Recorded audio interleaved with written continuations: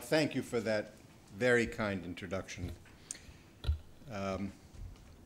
It's really a pleasure to be back in The Hague and in the Netherlands, a city and a nation that have contributed immensely to efforts over the years to address intelligently issues of world population growth and to propose sensible and effective measures to deal with them. As in so many other matters, the Dutch have surmounted mountains of ideology on the subject of population to arrive at a practical understanding of the nature of demographic problems and to put forward sound approaches to their solution. Nothing better illustrates this point than the success of the 1999 Hague Forum to review the first 5 years' performance of the implementation of the Cairo Program of Action. A meeting I attended, and I think it was my last time in The Hague. So I'm particularly pleased to be back here. You asked the right questions then, and you're asking the right questions today. Is rapid population growth still an important global issue? If so, what interventions are compatible with today's development thinking? I like very much the way you framed the second question. What approaches are compatible with today's development thinking? Because so much of the debate continues to be about yesterday's development thinking. I want to congratulate the Society for International Development here in the Netherlands and the World Population Foundation for hosting this interesting and enlightening series of lectures, which I've been able to follow actually by streaming the videos of the former speakers.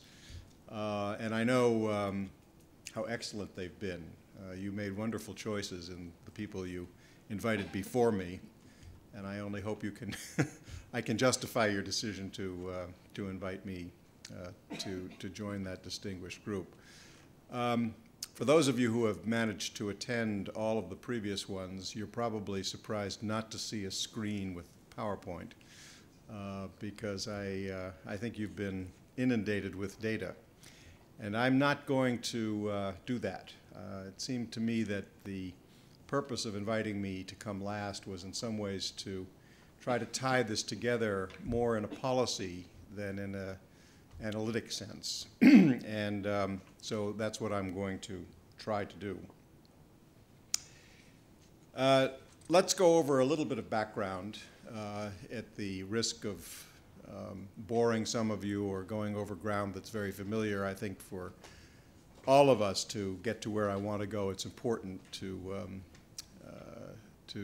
rehearse a bit of history. The world's very different today than it was in 1973 when the president of the World Bank, Robert McNamara, called population growth after the threat of thermonuclear war the most pressing and complex problem facing mankind. Those were strong words, words that no person in a similar position probably would utter today.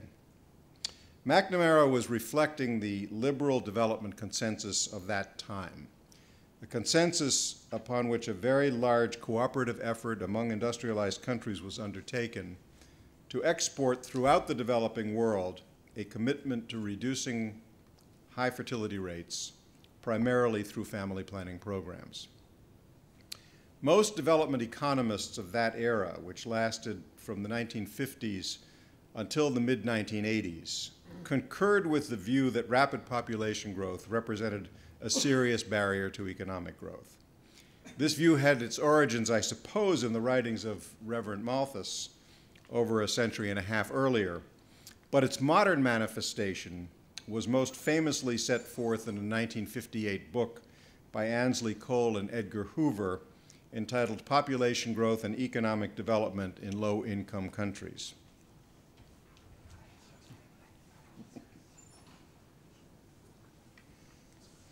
Based on research in India and Mexico, Cole and Hoover argued that rapid population growth was a primary cause of the chronic poverty and the low economic growth rates of both countries, and that strenuous efforts to lower fertility rates were a precondition of economic development.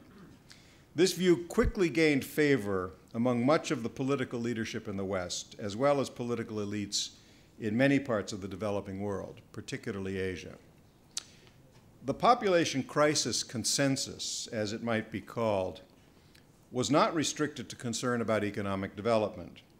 Although rarely articulated, many of its adherents also worried about the threat they perceived population growth to pose to international stability and national security. As today, there were concerns about population pressure giving rise to unmanageable international migration and to threats to various natural systems, to food security, and to the environment. The consensus, while an accurate depiction, I think, of Western views, was by no means shared by countries on the other side of the Iron Curtain, nor by those in the developing world who followed the teachings of Marx and Engels. Indeed, throughout the 60s and the 70s, it was impossible to achieve consensus within the United Nations on the priority that population policies and programs should receive. Yet a major industry was established beginning in the 1950s and continuing through the 60s, comprised initially of think tanks like the Population Council and international NGOs like IPPF, then bilateral development agencies led by Swedish SIDA and USAID, and eventually the multilaterals, UNFPA and the World Bank. A consensus that spent hundreds of millions of dollars annually to promote population policies and to support family planning programs throughout the developing world. The Netherlands was part of that consensus, although not among the original leaders of the advocacy effort.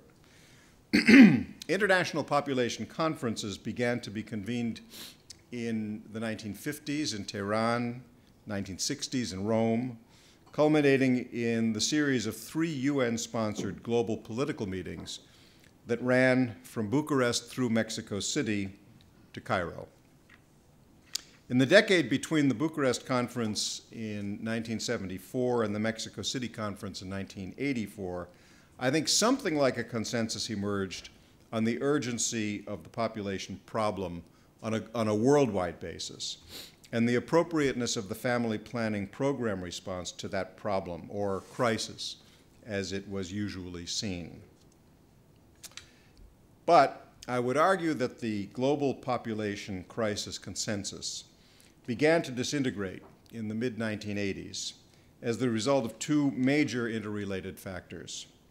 First, the administration of President Ronald Reagan in the United States reversed decades-old US policy and declared in 1984 at the Mexico City International Conference on Population that it no longer considered population growth to be a negative factor in development, signaling in turn a serious downgrading of the priority to be given to population program assistance.